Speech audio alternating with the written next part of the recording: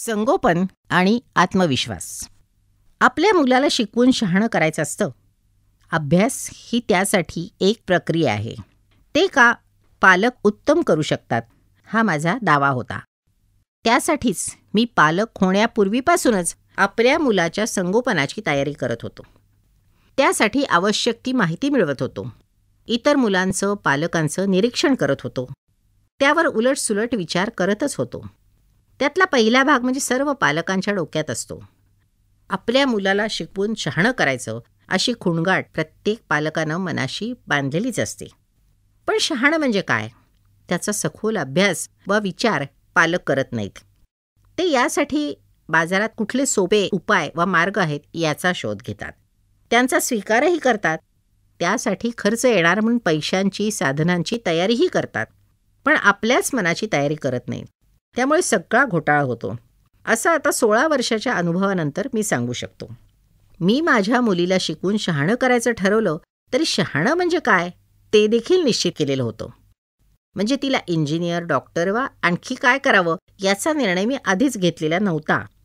योग्य वेळी मूल त्याची आवड निवड, क्षमता ठरवून स्वतःचा निर्णय घेईल असंच मी ठरवलेलं होतं. मात्र असा निर्णय घेण्याची क्षमता मुलात यावी इतकं त्याला जबाबदार व शहाणं करण्याचा निर्णय मी माझ्यापुरता घेतलेला होता.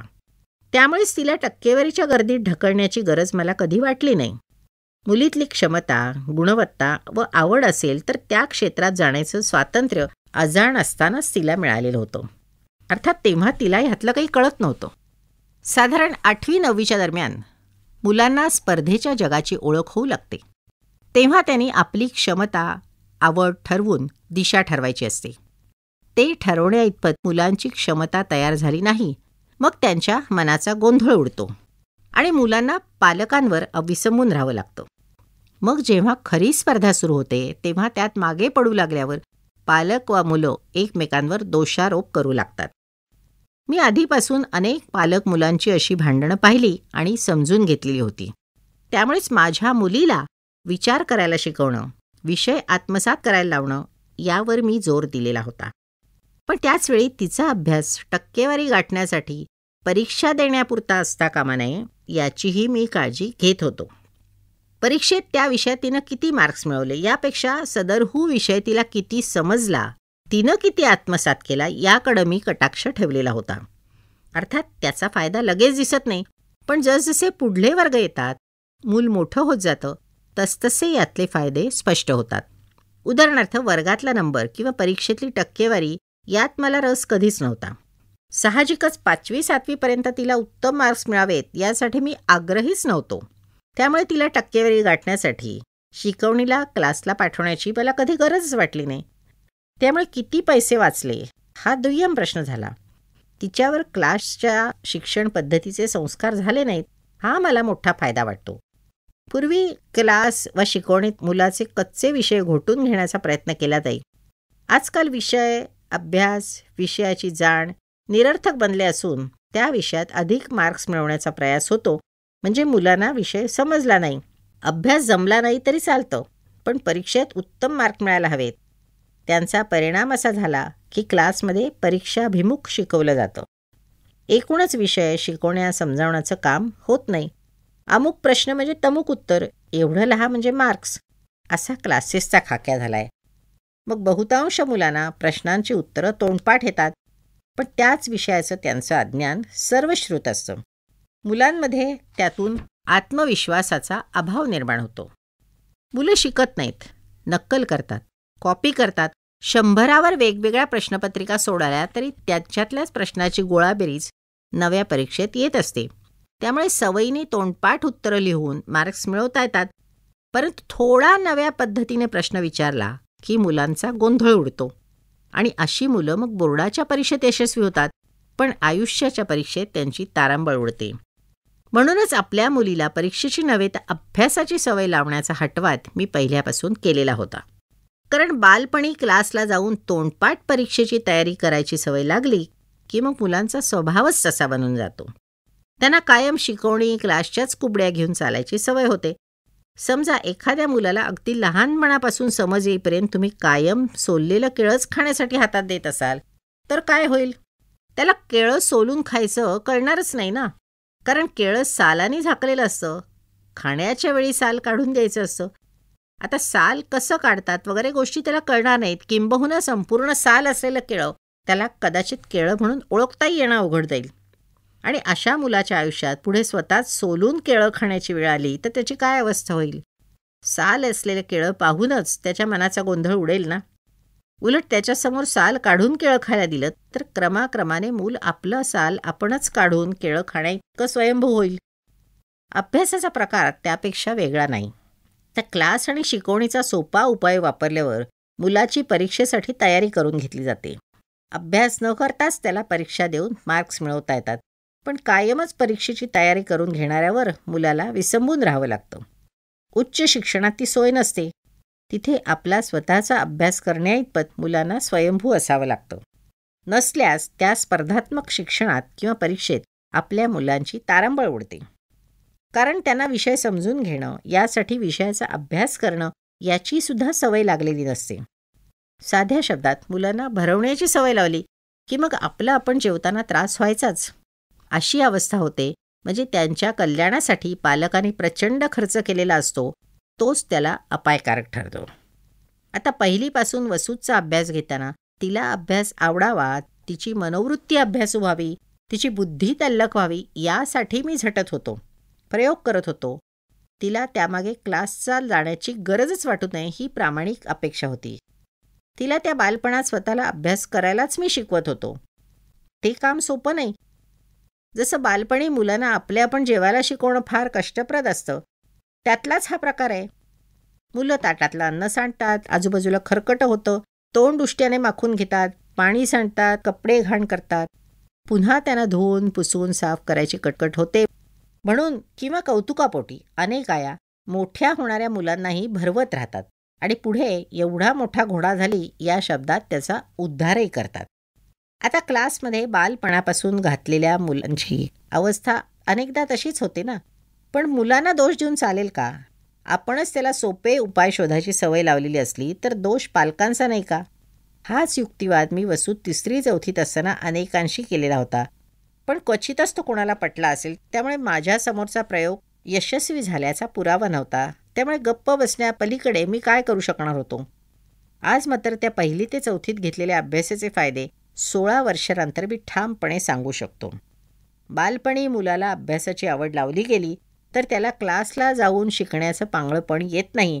पण उच्च शिक्षणात मूल स्वयंभू होऊ शकतं. त्याच्यामध्ये अभ्यास विषय आत्मसात करण्याचा जबर आत्मविश्वास तयार होतो. अभ्यास ही अवघड गोष्ट नसते. मुलांमध्ये आपण पालकांनी ही हिंमत विकसित करणं हे आपलं खरं कर्तव्य असतं. त्याची सोय, सुविधा, आपली श्रीमंती, प्रतिष्ठा यांच्या आहारी जाऊन आपण सोपे मार्ग शोधतो. त्यातून आपलंच मूल मनाने पांगळे करायला हातभार लावत असतो. किती विचित्र विरोधाभास आहे हा. बघा, आपल्या मुलाला शहाणं स्वयंभू करण्यासाठी आपण झटत असतो, पण पदोपदी त्याला कुबड्या घ्यायलाही शिकवत असतो. त्याचे परिणाम पुढल्या काळात दिसून येतात आणि तेव्हा मुलाच्या आयुष्यामधलं ते कोवळेपण संपून गेलेलं असतं.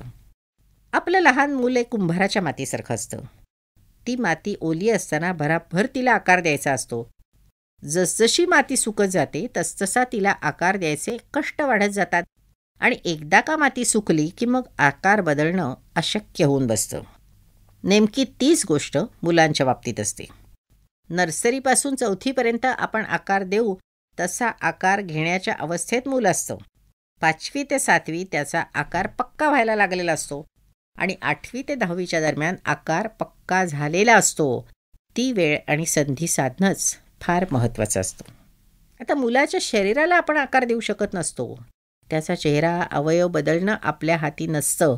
पण मूल बालपणी 9-10 वर्षाचे होईपर्यंत जी मोठ्याची नक्कल करत असते, मोठ्यांकडून अनेक गोष्टी शिकत असतं, त्या शिकण्यातून त्याचा स्वभाव आणि प्रवृत्ती तयार होत असतात. त्या काळात तेवढे संस्कार पालक घडवू शकतात जेवढा मुलावर शाळा शिक्षकांचा प्रभाव पडत नाही. आणि अभ्यासू बनवण्यासाठी मुलाच्या प्रवृत्तीमध्ये तसा बदल घडवण्याची नेमकी तीच वेळ असते. मुलाच्या आवडीनिवडी, सवयी घडण्याचा काळ हा त्याचा स्वभाव साकारत असतो. त्यालाच मी कुंभाराची ओलसर माती समजतो. मी पालक होण्यापूर्वी लहान मुलांमधली नेमकी ही अनुकरणाची बदलाची किमया अभ्यासातली होती. त्यामुळे वसूलला त्या कोवळ्या वयात शिक्षण अभ्यासाची आवड लागावी, निदान कंटाळा येऊ नये यासाठी मी प्रयत्नशील होतो. तिच्याकडून पाढे उलटसुलट म्हणून घेण्याचा खेळ असो किंवा घड्याळामधल्या वाक्यावरून अधिकाधिक प्रश्न बनवण्याचा खेळ असो, तो करण्यामागचा हेतू तिचा स्वभाव चौकस व अभ्यासू बनवण्याचाच होता. एका वाक्यावरून किती प्रकारचे प्रश्न तयार होतात हा बघायला गेल्यास खेळ होता. पण खेळता खेळता प्रत्येक वाक्य, मिळणारी माहिती अनेक प्रकाराने तपासून घेण्याची सवय तिला लागून गेली. तिच्यासाठी कुठल्याच प्रश्नाचं उत्तर तयार नसायचं. प्रश्न असोत व उत्तर असोत, ती स्वतःला तयार करण्याची तिने सवय लावली. ज्या वयात ही सवय लावली ते घटण्याचं वय होतं. त्यामुळे पुढल्या काळात तिला अभ्यासासाठी ही सवय मोडणंही शक्य होणार नव्हतं. याचा परिणाम असा झाला की विषय अथवा अभ्यास कितीही अवघड वाटला तरी त्याच्याशी झुंज घ्यायला ती कायम तयार असायची आणि आहे. पण विषय कठीण म्हणून मला क्लासमध्ये घाला असं गेल्या 1 वर्षात ती एकदाही सांगायची वेळ तिच्यावर आलेली नाही. आणि विशेष म्हणजे तिला एकदा क्लासला घाडली तेव्हा ते पैसे बुडीत गेले. इंजिनिअरिंगच्या 2ऱ्या वर्षात एका विषयासाठी तिला अडचणी येऊ लागल्या म्हणून कुठला तरी क्लास लावला होता. त्याचे सगळे तास ती हजेरी लावू शकली नाही. तिला गरज असेल तर क्लासला जाण्यात मला आडकाठी करावीशी वाटली नाही. पण 4 तास हजेरी लावून झाल्यावरही ती तीच तक्रार करू लागली. क्लासपेक्षा घरीच अभ्यास चांगला होईल हीच तिची तक्रार सुरू झाल्यावर मी तिला क्लास सोडायला परवानगी दिली. आधी भरलेली फी बुडणार म्हणून वसू थोडी घाबरलेली होती. पण पैसे महत्त्वाचे नाहीत, अभ्यास चांगला होईल तिथे कर असं मीच सांगितलं तेव्हा तिनं पुन्हा कधी क्लासचे तोंड पाहिले नाही. इथं एक गोष्ट लक्षात घेण्यासारखी आहे. वसू इंजिनिअरिंग कॉलेजात गेल्यावर तिचा अभ्यास मला समजण्याच्या पलीकडचा होता. मी तिला शिकवू शकत नव्हतो, अभ्यास घेऊही शकत नव्हतो आणि खरं सांगायचं तर 5वी नंतर मी कधी तिचा अभ्यास घेतलाच नाही. ती स्वतःच आपला अभ्यास करू लागली होती. मी किंवा तिची आई अभ्यास किंवा विषयांचे नियोजन तिला करून द्यायचो. मधून विचारणा करायचो कारण पुढल्या काळात ती स्वयंभू झालेली होती. पण जेव्हा मात्र ती कंटाळलेली किंवा अस्वस्थ असेल तेव्हा आम्ही तिच्याशी अभ्यासावर चर्चा करून तिची हिंमत वाढवण्याचं काम अगत्याने करायचो. 10वी-12वीच्या वर्गात असताना पुढं काय करायचं त्या दृष्टीनं तिला चर्चेपुरती मदत केली की त्यामुळे तिला अभ्यास घेण्याचा प्रश्नच येत नव्हता. पण ती उच्च शिक्षणात सुद्धा तिला अवघड विषय वाटला तर ती क्लास नाकारू शकली. याचं एकमेव कारण म्हणजे तिच्यातला आत्मविश्वास एवढंच होतं. बारकाईने विषय वाचला, समजून घेण्याचा प्रयास केला तर अडणार नाही इतका आत्मविश्वास तिच्यात निर्माण झालेला होता.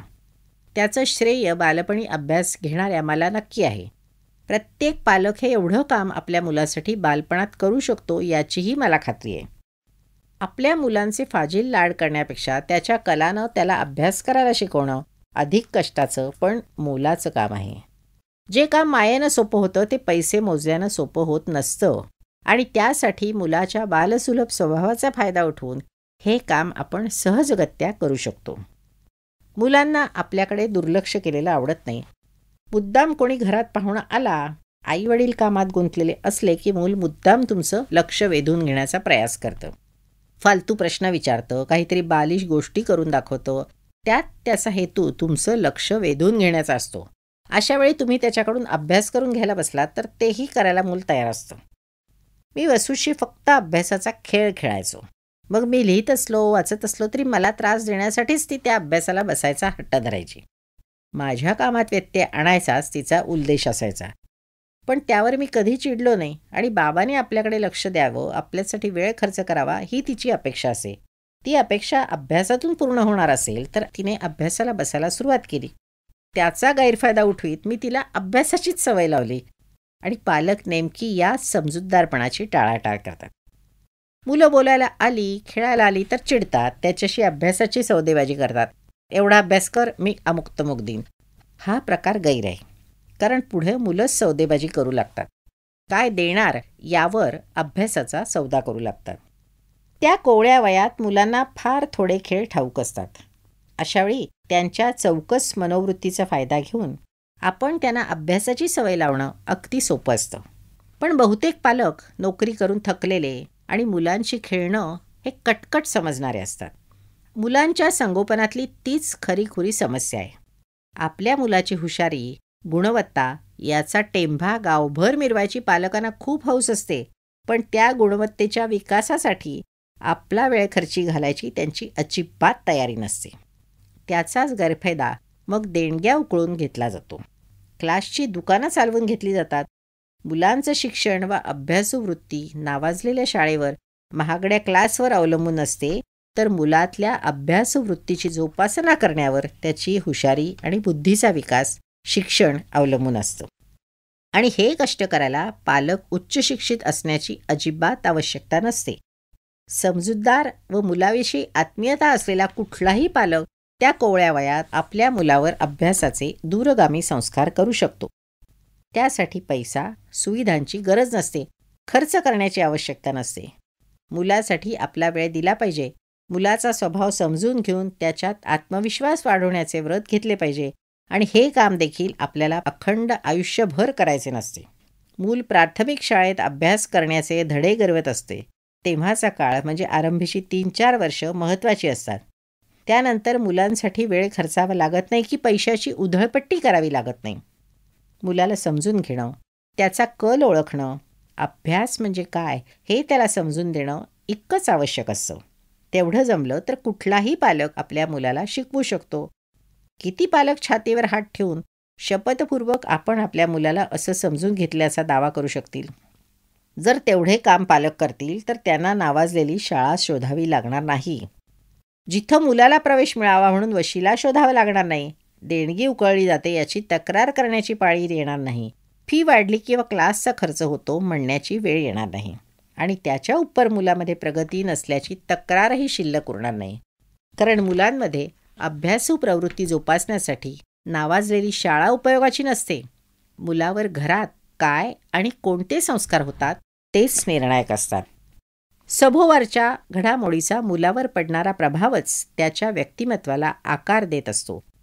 अशा वेळी त्या ओल्या मातीला जिथं चुकीचा आकार मिळेल तेव्हाच ते चुकीचे ठसे पुसून चांगला आकार देणं अतिशय मोलाचं असतं. ते काम शाळेत होऊ शकत नाही, कारण मूल अवघं 4 ते 6 तास शाळेत असतं आणि बहुतांश वेळ बाकीचा घरीच असतो. ज्यांचा सहवास सान्निध्य अधिक काळ मिळतं त्यांचा मुलांवर जास्त प्रभाव पडतो. म्हणूनच मुलाच्या जडणघडणीची चिंता असलेल्या पालकांनी नामांकित शाळा किंवा क्लास शिकवणीच्या आहारी जाण्यात स्वतःचेच मुलाकडे दुर्लक्ष होते. त्याच्यावर जे विपरीत परिणाम प्रभाव पडत असतात त्याची देखील माहिती पालकांना नसते. आणि जसजसे दिवस वर्षे सरकतात तसे ते ठसे कायमचे पक्के होत जातात. मुलाची मानसिकताच बिघडत जाते. त्यामुळे पुढल्या काळात शिकवण्या क्लास लावून बनलेला स्वभाव बदलता येत नाही. त्या बाबतीत माझी मुलगी खूप श्रीमंत होती. त्या कोवळ्या वयात तिचे आईवडील तिच्यासाठी भरपूर वेळ देत होते आणि प्रत्येक पालक आपल्या मुलासाठी किमान 1.5-2 तास तरी नक्कीच खर्चू शकतो, पण खर्च करत नाही. पैशाची उधळपट्टी करणारा पालक वेळेबाबत मात्र कमालीचा कंजूस असतो. त्यातूनच पालक आणि मुलांची नाती दुरावली जातात. मुलांवर देणग्या, फी आणि खर्चाचे बाजारू संस्कार वाढलेले आहेत. हीच घरोघरची समस्या आहे. पण त्यावरला उपाय बाजारात आणि दुकानात उपलब्ध नसून प्रत्येकाच्या घरातच त्या समस्येचे उत्तर उपलब्ध आहे. स्वतः पालकानेच मुलांवर संस्कार करणे, त्याला अभ्यासाची सवय लावणे, त्याच्यासाठी वेळ काढून मुलांमध्ये आत्मविश्वासाची जोपासना करणे, त्याला हसत खेळत शिकायला भाग पाडणे, हाच तो एकमेव उपाय आहे. तो उपाय स्वतः पालक अंमलात आणू शकतात. स्वतः मेल्याशिवाय स्वर्ग दिसत नाही म्हणतात. मुलांचा अभ्यास आणि गुणवत्ता देखील स्वतः शिकवण्याशिवाय दिसणार नाही. शेवटी एवढंच सांगतो, मला खात्री आहे की ज्यांनी मन लावून आधीची सर्व प्रकरणं वाचली आहेत त्यांना मुलांचा अभ्यास घेणं अगदी सोपं वाटणार. ते खरं देखील आहे. मात्र त्यासाठी पालकांनी स्वतःचा स्वभाव आणि वागणं बदलावं लागतं. एवढीच एक मोठी अडचण आहे. आपण मोठे आणि निर्णय घेणारे आहोत, सगळी अक्कल आपल्यालाच आहे, मुलांना काही कळत नाही वगैरे आपल्या समजुती बाजूला ठेवून मुलांच्या मानसिक व बौद्धिक पातळीवर पालक जाऊ शकले तर हे सगळे प्रयोग सोपे आहेत. संयम, समंजसपणा, चिकाटी यासाठी पालकांचे मदतनीस असतात आणि त्यांची मदत घेणार नसला तर हे सोपं वाटणारे प्रयोग अवघड होऊन बसतात. अगदी सोपं करून सांगायचं तर पालकांना मूल होता आलं पाहिजे. तर हे प्रयोग सोपे होतात. कारण त्यात मुलाच्या अडचणी, कंटाळा आपल्याला आपोआप समजू शकतो. म्हणून तर पालकांच्या मनाची पाटी कोरी असायला हवी. आपले अनुभव, अक्कल, अंदाज, समजुती इत्यादी गोष्टींनी आपली पाटी भरलेली, गिरविटलेली असेल, ती पुसून स्वच्छ कोरी केली तरच त्यावर नवा धडा, नवी बाराखडी लिहिता येईल. उलट जे लिहिलेलं आहे त्यावरच नवे लिहिण्याचा प्रयास केला तर सगळा गोंधळ गडबड होऊन जाईल. आपल्या पालकांनी आपल्याला कसं वागवलं, आमच्या वेळी असं होतं, बाकीच्यांच्या घरात असं चालतं, इतर मुलांची कहाणी, अनुभव असा आहे, वगैरे वगैरे गोष्टी विसरलात तरच प्रयोग करता येतो. आणि माझा प्रयोग हा माझ्यापुरता असतो. त्याचा आराखडा मी या पुस्तक रूपाने मांडलेला आहे. प्रत्येक पालक त्यात आपलं मूल आणि त्यात स्वतःचा अनुभव यानुसार बदल करू शकतो. इथं जसं आपण कापड एका ताग्यातलं घेतो, पण ज्यासाठी कपडे शिवायचे त्याच्या मापानुसारच शिवून घेतो, तसा प्रत्येक पालकाने आपला प्रयोग आपण करायला हवा. त्यात मुलगा मुलगी असाही फरक पडत असतो. शिंपी जसा प्रत्येक माणसाचं स्वतंत्र माप घेतो, त्यात त्या माणसांच्या आवडीनिवडी, इच्छा विचारतो, तसा प्रत्येक पालकाने मुलांच्या अभ्यासाचा आपला स्वतंत्र प्रयोग करणं आवश्यक आहे. जसं मी इतरांचं निरीक्षण करत होतो, मूल पालकांचे संबंध समजून घेण्याचा प्रयत्न करतात, त्यांचा प्रयोगासाठी वापर करण्यासाठी विचार करता होतो, तसा पालकाने आपल्या मुलासाठी स्वतंत्र विचार करणंही आवश्यक आहे. कारण त्यातून तुमचं तुमच्या मुलाशी एक बौद्धिक स्वरूपाचं नातं तयार होत असतं आणि हे नातंच खरा चमत्कार घडवत असतं.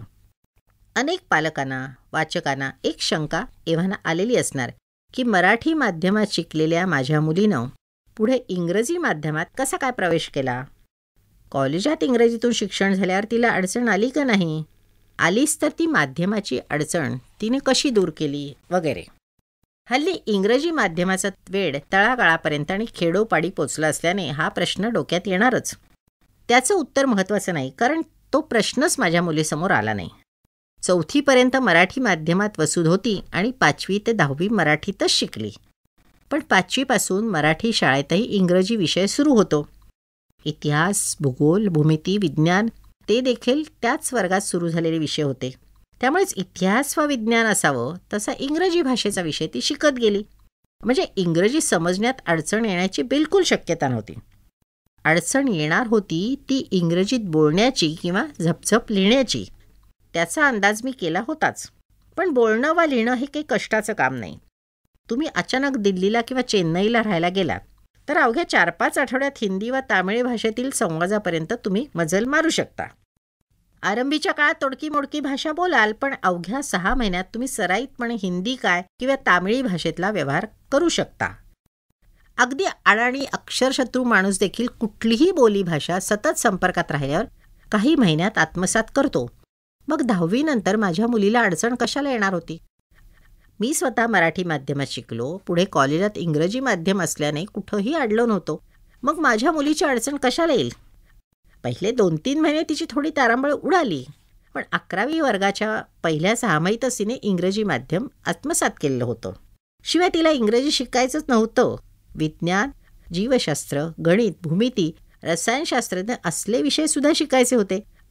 त्यात इंग्रजीचे मोजके शब्द येतातच. त्यासाठी शास्त्रशुद्ध भाषा आणि व्याकरणाची गरज नसते. जेवढे जुजबी इंग्रजी मराठी माध्यमात 5वी ते 10वी या वर्गात शिकवलं जातं तेवढं इंग्रजी पुरेसं असतं. गरज असते ती त्या भाषेत जो विषय शिकवला जातो तो समजून घेऊन आत्मसात करण्याची क्षमता. केवळ इंग्रजी उत्तम असल्याने बौद्धिक क्षमतेचा विकास होत नाही. आणि समजून घेण्याची क्षमता, आकलनशक्ती जर दुबळी असेल तर उत्तम इंग्रजी समजत असूनही उच्च शिक्षणातला अभ्यास त्रासदायक ठरू शकतो. माझ्या मुलीला इंग्रजीत बोलणारा पोपट बनवावं असं मला कधीच वाटलं नव्हतं. कुठल्याही पालकाला तसं वाटणार नाही. शालेय शिक्षण म्हणजे मुलांना स्वतःच्या पायावर उभं राहून चालायला शिकवायचं असतं. पुढल्या आयुष्यात मुलानं गाडी चालवायची आहे म्हणून बालपणीच त्याला कोणी ड्रायव्हिंग स्कूलमध्ये घालतं का? आता चालायला येण्यापूर्वी जिना चढायला, डोंगर चढायला शिकवणं योग्य आहे का? मूल चालायला शिकतं याचा अर्थ फक्त पावलं टाकायला शिकत नाही, तर जिथपर्यंत त्याला पोचायचंय त्या दिशेने वाटचाल करायला शिकत असतं. बघ, चालताना कधी डोंगर वा पुलाची चढण उतरण येऊ शकते, कधी जिना चढावा लागतो, कधी नदी नाला ओलांडण्याची वेळ येते. कधी रस्त्यात खड्डा असू शकतो, कधीकधी तर रस्त्यात भिंत आल्याने वळसा घेऊन रस्ता शोधण्याचीही पाळी येत असते. म्हणूनच मुलाला केवळ जिना चढायला थेट गाडी चालवायला शिकणं चुकीचं आहे ना. त्याला फक्त चालायला, म्हणजे पुढे मागे गरज लागेल तशी वाटचाल करायला शिकवायचं असतं. रस्ता जसजसा बदलेल तसतसं स्वतःचे निर्णय घेऊन मुक्काम गाठण्यासाठी त्यानंच वाटचाल करावी, इतकं सक्षम मुलाला बनवायचं असतं. शिकवण्याचं माध्यम म्हणजे भाषा, म्हणूनच शिक्षणाची अडचण किंवा सुविधा असू शकत नाही. चालायला शिकलेलं मूल सहज जिना चढू शकतं, खड्ड्यातून पलीकडे उडी मारतं. तशीच मराठीत व मातृभाषेत शालेय शिक्षण घेतलेली मुलं पुढल्या काळात इंग्रजी भाषेतील कॉलेज शिक्षण सहजपणे घेऊ शकतात, कारण त्यांची बौद्धिक पचनशक्ती सुदृढ झालेली असते. माझी मुलगी त्याला अपवाद नव्हती. तिच्यासारखीच मातृभाषेत शालेय शिक्षण घेऊन पुढे इंग्रजी माध्यम पचवणारी शेकडो मुलं मी आजही दाखवू शकतो. पण अकारण इंग्रजी माध्यमात घातलेली हजारो लाखो मुलं पुढल्या काळात हतबल व निराश झालेलीही मी दाखवू शकेन. उत्साहात व प्रतिष्ठेखातर मुलांना इंग्रजी शाळेत घातलेल्या पालकांनी मुलाच्या भवितव्याची नासाडी केल्याची शेकडो उदाहरणं आहेत. त्यामुळे कॉलेजात इंग्रजी माध्यम आल्यावर मी माझ्या मुलीसाठी काय केलं, माझा कुठला प्रयोग तिच्यासाठी उपयोगी पडला, या प्रश्नाचं उत्तर माझ्यापाशी नाही. कारण 5वी नंतर मुलीचा अभ्यास घेण्याची वेळच माझ्यावर आली नाही. 4-5वीपर्यंत वसूच्या अभ्यासवृत्तीचा आकलनशक्तीचा पाया इतका रुंदावला होता की तिचा नियमित अभ्यास घेण्याचीच गरज उरली नव्हती. शिकताना येणाऱ्या अडचणीवर मात करायला तर ती 4-5वीपर्यंतच शिकली होती. विज्ञान, भूमिती, बीजगणित, रसायनशास्त्र असे एकाहून एक गुंतागुंतीचे विषय शिकणं, समजून घेणं अवघड असतं. ते समजले तर मांडण्यासाठी इंग्रजी भाषेचं जुजबी ज्ञान पुरेसं असतं. कारण तांत्रिक विषयात भाषेला सौंदर्य असण्याची, शास्त्रशुद्धता असण्याची गरजच नसते. त्यात मुद्दे, सूत्रे महत्त्वाची असतात. तेवढं सांगण्यासाठी, लिहिण्यासाठी इंग्रजीची जुजबी ओळख पुरेशी असते. मात्र मुलं तेवढ्यावर थांबत नाहीत. जेव्हा पुढे इंग्रजी माध्यमात मुलं शिकू लागतात तेव्हा आपणच नव्या भाषेचा अभ्यास करत जातात. त्याचा एक मोठा फायदा म्हणजे ही मुलं इंग्रजी बोली पोपट होत नाहीत, स्वेच्छेनं त्या भाषेवर प्रभुत्व मिळवत जातात. इंग्रजी माध्यमात मी शालेय शिक्षण घेऊनही अशुद्ध इंग्रजी बोलणारी, लिहिणारी शेकडो मुलं मी दाखवू शकेन.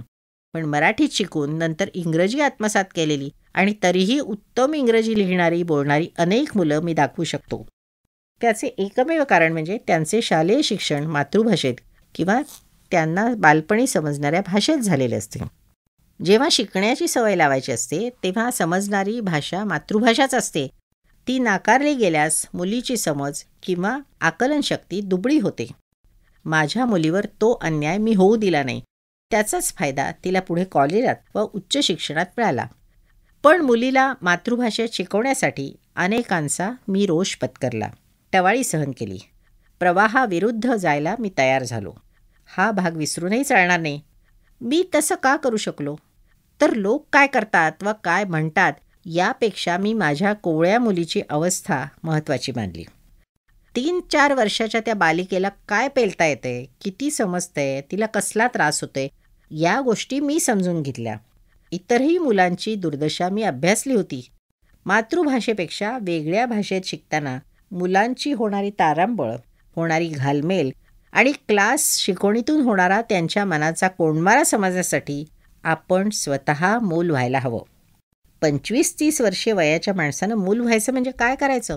शरीरानं किंवा बुद्धीनं बालक होणं शक्य नाही, पण ज्या अवस्थेतून आपलं मूल जात असतं त्याची कल्पना करणं तर शक्य आहे ना. किंवा आपण आपल्या बालपणात अशावेळी कसे वागत होतो ते आठवून आपल्या मुलाची स्वतःशी तुलना करणे अशक्य आहे. आपण स्वतः पालकांना हुकुमशहा समजत नव्हतो का? आपल्याला अभ्यासाचा कंटाळा येत नव्हता का? या प्रकारे आपल्या मुलाची मनस्थिती आपण समजून घेऊ शकतो. ती समजली तर त्यावरचे उपाय शोधता येतात. कारण शेवटी उद्दिष्ट महत्त्वाचं असतं. आपल्या मुलावर दादागिरी करायची नसून आपल्याला त्याचं भवितव्य घडवायचं आहे. आता ज्यांना स्वतःच मूल होणं किंवा बालपण आठवणं कठीण वाटतं त्यांनी स्वतःचीच मुलाशी थेट तुलना करायलाही हरकत नाही. आपण कुठे ऑफिस किंवा कारखान्यात नोकरी करत असू तर तिथे आपल्यावर हुकूमत गाजवलेली आपण किती सहन करतो? आपल्याला न पटणाऱ्या गोष्टी आपण निमूटपणे उरकतो का? कामात आपण आळस किंवा कंटाळा का करतो? उलट काही बाबतींमध्ये आपला उत्साह दांडगा असतो. असं का बरं होतं? आवडणारं काम उत्साहात आणि नावडणारं काम टाळाटाळ असं आपण का वागतो? याची खरी उत्तरं शोधली तरी आपल्या मुलाच्या अंतरंगाचा आपल्याला थोडाफार थांगपत्ता लागू शकतो. यालाच मी शिंप्यानी माप घेणं म्हणतो. शिंपी जसा व्यक्तीनुसार माप घेतो, आवडीनुसार कपडे शिवतो, तसंच आपण अभ्यासाचं स्वरूप आपल्या मुलासाठी बदलू शकलो तर काम सोपं होऊन जातं. त्याऐवजी कुठल्या तरी नावडत्या शाळेत किंवा क्लासमध्ये मुलाला ढकलून दिलं, मग त्याचं सगळं शिक्षणच गवाळ होऊन जातं. मुलाचा आकार लक्षात न घेता आपण दुकानातून शिवून कपडे आणले तर काय होईल? त्याच्या अंगाला कपडे सैल किंवा ढगळ तरी होतील किंवा तोकडे तरी पडतील. थोडक्यात कपडे ही सोय असते तर तीच गैरसोय होऊन जाईल. आता एकाच वर्गातल्या मुलांसाठी एकाच मापाचा गणवेश आणल्यावर त्यातल्या काही मुलांना ते कपडे जमून जातील, पण काही जणांना तोकडे तर काही जणांना ढगळ किंवा सैल होतील. ही मुलांची शारीरिक अडचण आहे. मग बौद्धिक विषमतेचं काय? एकच वर्ग, क्लासमध्ये एकच शिक्षक तेच एकावेळी शिकवत असले तरी प्रत्येक मुलाची कुवत आणि आकलनशक्ती वेगवेगळी असू शकते. त्यामुळेच त्यातली उपजत अभ्यासवृत्तीची मुलं पटापट विषय आत्मसात करतील. काही मुलांना प्रयत्नाने विषय समजून घेता येईल, पण ज्यांना कंटाळा असेल, ज्यांची बुद्धी संथ असेल, ती तर मागे पडणार ना. मग जसजसे दिवस जातात तसतशी या मुलांची होरपळ होऊन जाते. शिक्षक हुशार मुलांच्या वेगानं पुढे जात राहतात आणि सामान्य बुद्धीची मुलं मागे पडत जातात. नावाजलेल्या गुणवत्ता यादीत शाळेत क्लासमध्ये मुलांना घालण्याचा हटवात असाच त्रासदायक असतो.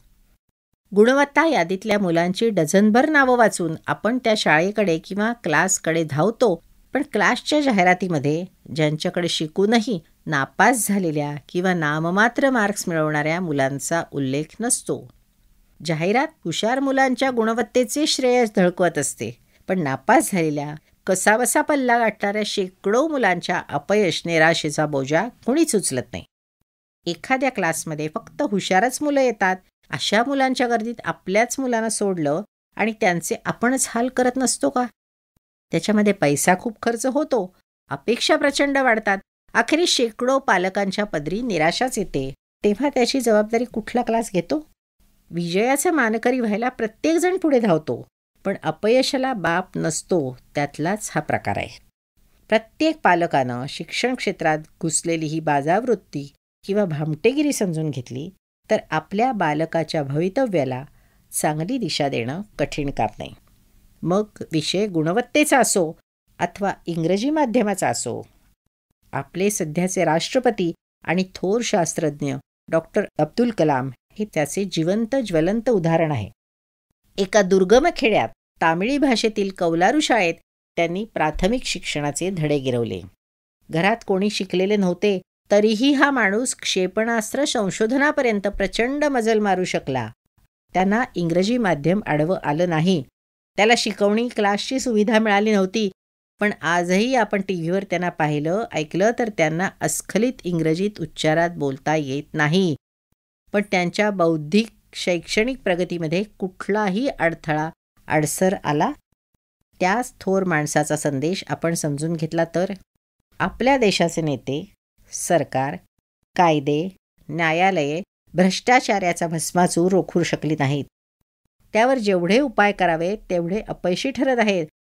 अशावेळी राष्ट्रपती डॉक्टर कलाम यांनी त्यावर अगदीच सोपा उपाय सुचवलेला आहे. ते म्हणतात, सरकार वा कायदा भ्रष्टाचार रोखू शकणार नाहीत, पण आई, वडील आणि प्राथमिक शिक्षक भ्रष्टाचार रोखू शकतील. कारण भ्रष्टाचार ही कृती वा वर्तन आहे आणि जसं वागण्याची लाज वाटेल तसं माणूस वागायचं थांबवतो. म्हणजे माणसाला भ्रष्टाचाराची लाज वाटली तरच भ्रष्टाचार संपवता येईल. पण लाज वाटणं हा संस्कार आहे आणि संस्कार बालपणातच होऊ शकतात. प्राथमिक शिक्षक, आई, वडील ही 3 माणसे तो संस्कार करू शकतात. आई, वडील, प्राथमिक शिक्षकांमधली ही प्रचंड क्षमता किती पालक लक्षात घेणार आहेत? शक्तिशाली सरकारला भ्रष्टाचार निपटून काढता येणार नाही. ते काम आई वडील करू शकत असतील तर मुलाला शिकवण्याचं, अभ्यासाचं ज्ञान आत्मसात करण्याचे संस्कार आई वडील का नाही देऊ शकणार? शिक्षण हा देखील संस्कार आहे. बालपणी मुलावर जे संस्कार होतात त्यानुसार त्याचा स्वभाव आणि प्रवृत्ती साकारत जाते. ते काम क्लास किंवा शिकवणीतून होत नाही, तर प्राथमिक शिक्षक, आई वडीलच करू शकतात. प्रारंभी नागडे राहण्यातली लाज आपण मुलाला शिकवतो, म्हणून मग मूल कपडे घालू लागते. पुढे पुढे त्या कपड्यांचं महत्त्व आणि विविधता कळल्यावर मुले कपड्यांचा शौक करू लागतात. त्याच प्रकारे आपण मुलांना अडाणी, अज्ञानी राहण्यातली लाज शिकवली तर त्याला शिक्षणाची आवश्यकता कळू शकते. पुढे त्याला समज येईल तशी शिक्षणातली गोडी वाढत जाऊन मुले स्वतःच आपली प्रगती करू शकतात. मुलाला शिकवायचं, शिक्षण द्यायचं म्हणजे त्याला जगाच्या स्पर्धेत तोंड देण्यासाठी सज्ज करायचं असतं.